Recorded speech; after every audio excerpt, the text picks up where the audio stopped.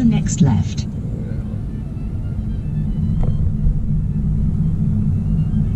Take the next right. Then, take the next left.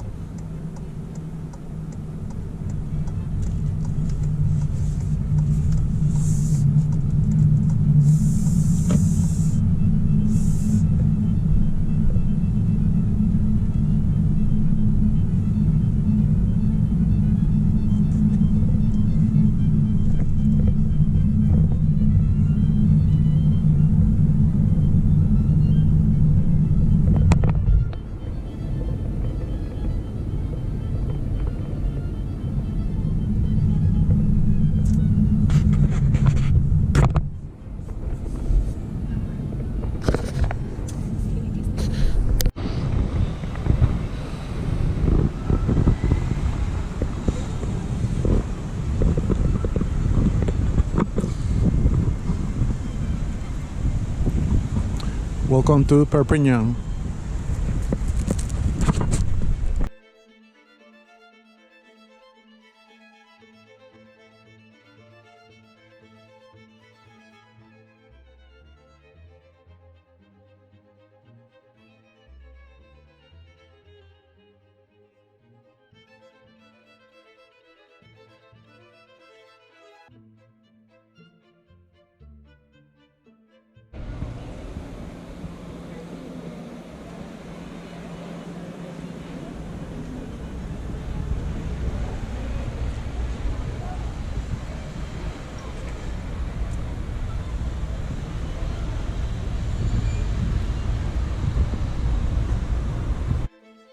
De las antiguas murallas, las cuales fueron sustituidas en el siglo XX por una serie de edificios Art Nouveau, como el Cine Castillet, testimonio de la Belle Époque de la ciudad.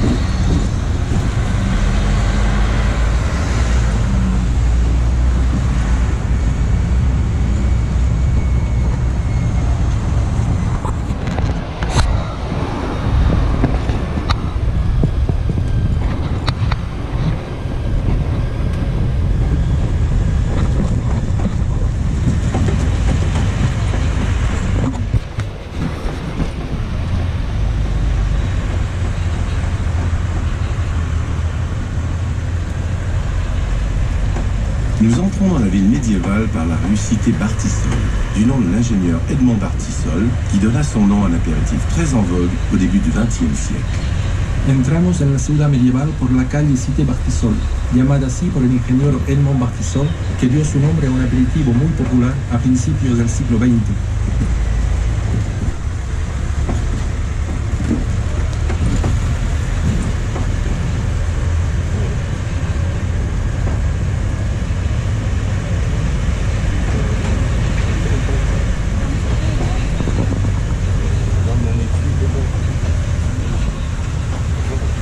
sur la gauche du train, la cathédrale Saint-Jean-Baptiste, construite à partir de 1324, lorsque Perpignan était la capitale du royaume de Majorque. La sobriété de la façade contraste avec la richesse du décor et du mobilier intérieur que vous pouvez visiter tous les jours. A la izquierda, la Catedral San Jean Baptiste. Se inició su construcción en el año 1324, cuando Perpiñán era la capital del Reino de Mallorca. La sobria fachada contrasta con la rica decoración y mobiliario interior. Puede visitarse todos los días.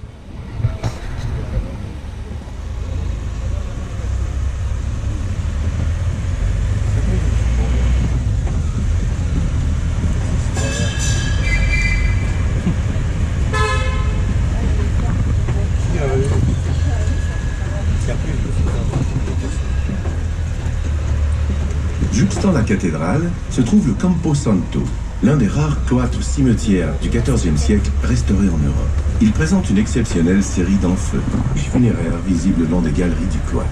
Junto a la catedral se encuentra el Campo Santo, uno de los pocos claustros cementerios del siglo XIV que han sido restaurados en Europa. Una serie de nichos funerarios son visibles a lo largo de las galerías del claustro.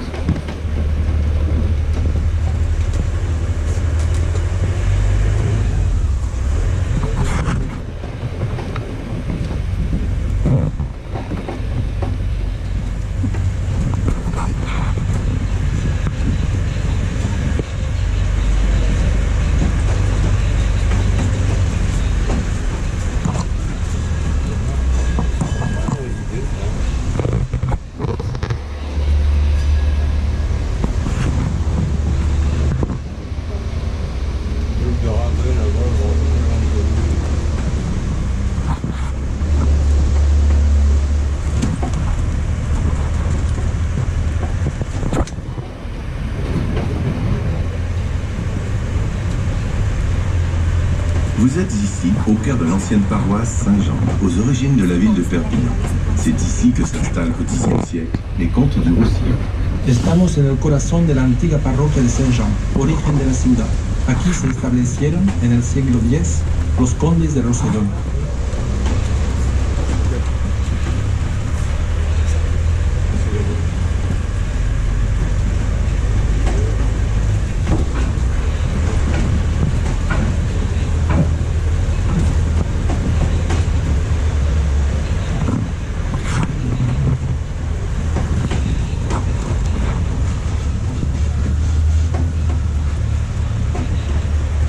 À droite, vous retrouvez la cathédrale et pouvez admirer son campanile en ferronnerie du XVIIIe siècle, l'un des artisanats très développés en Roussillon grâce aux mines de fer du Canigou, exploitées durant des générations. A la derecha vemos otra vez la catedral y su campanario de hierro forjado del siglo XVIII. La artesanía del hierro fue muy desarrollada en Roussillon, debido a la explotación durante siglos de las minas del Canigou.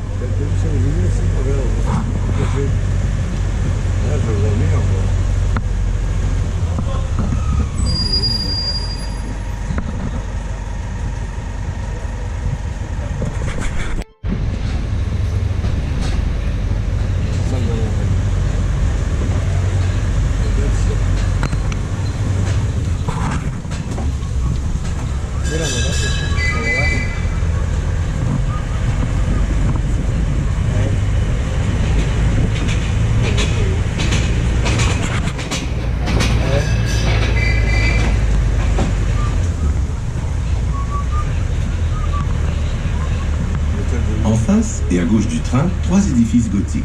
La loge de mer, avec sa caravelle au sommet symbolisant le commerce maritime, l'hôtel de ville et le palais de la députation. Delante y a la izquierda, tres edificios góticos. La lonja de mar, con su carabela en la parte superior que simboliza el comercio marítimo, el ayuntamiento y el palacio de la diputación.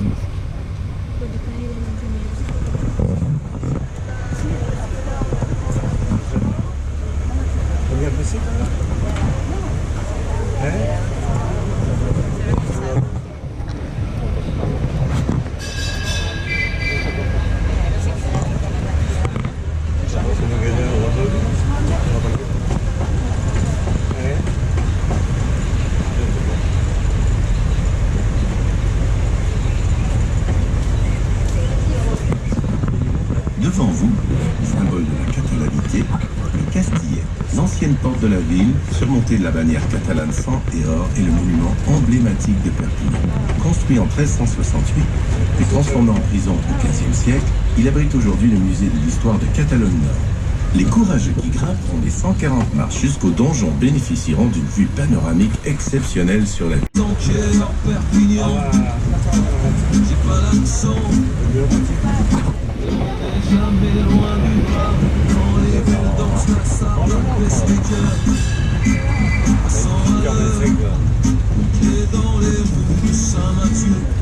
Sur la droite, l'ancien couvent des Carmes, utilisé comme lieu de stockage de munitions pendant la Seconde Guerre mondiale. Le toit de l'église est détruit lors d'une explosion. Aujourd'hui restauré, cet espace est devenu un lieu de culture et de création artistique populaire, la Casa Musicale. A la derecha, el antiguo convento de los Carmelitas. Se utilizó como almacén de munición durante la Segunda Guerra Mundial. El techo fue destruido en una explosión. Después de su restauración, esta zona se ha convertido en un espacio de cultura y creación artística popular llamado la Casa Musical.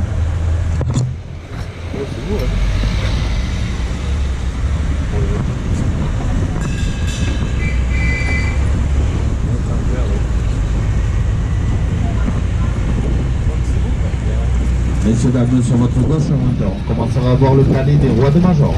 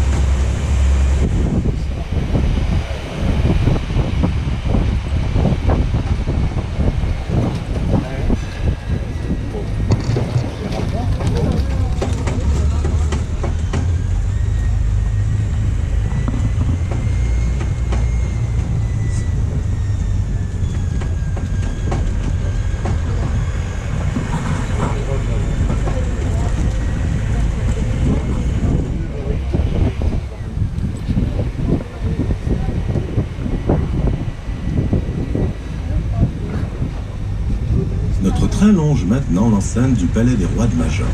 Cette citadelle fut remaniée au XVIIe siècle par Vauban suite à l'annexion définitive du Roussillon à la France par le traité des Pyrénées en 1659. Seguimos ahora el recinto del Palacio de los Reyes de Mallorca. Esta ciudadela fue reformada en el siglo XVII por el arquitecto militar Vauban, tras la anexión de Roussillon a Francia por el Tratado de los Pirineos en 1659. Perpignan, moi c'était dans les yeux de la gare jusqu'à Saint-Mathieu. Laissez le casquier, l'art de mon cœur. Perpignan, c'est son déporté. J'ai embrassé des filles perdues. J'en ai passé des nuits dans ta chaleur. Dans ta chaleur. Dans ta chaleur. Dans ta chaleur.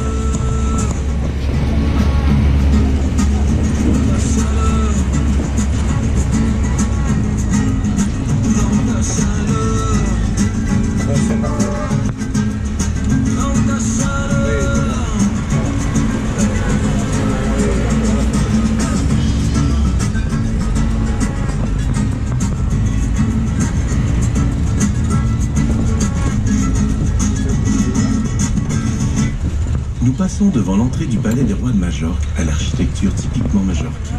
Il fut la résidence des rois de Majorque de 1276 à 1344, durant l'éphémère royaume dont Perpignan fut la capitale continentale. Cette période, bien que courte, est l'âge d'or de la ville de Perpignan. Pasamos por delante de la entrada al Palacio de los Reyes de Mallorca. De arquitectura típica de esta época, fue la residencia de los reyes desde 1276 hasta 1300. En 1818 et 1827, qui construirent à ses frais cette fontaine ornée de 3 sirènes ailées. Pasamos al lado de la elegante fuente del Barón de Express, inaugurada en 1831. Para mostrar su afecto a sus conciudadanos, el barón Hipólito de Express Como alcalde de la ciudad entre 1818 y 1827, hizo construir de su cuenta esta fuente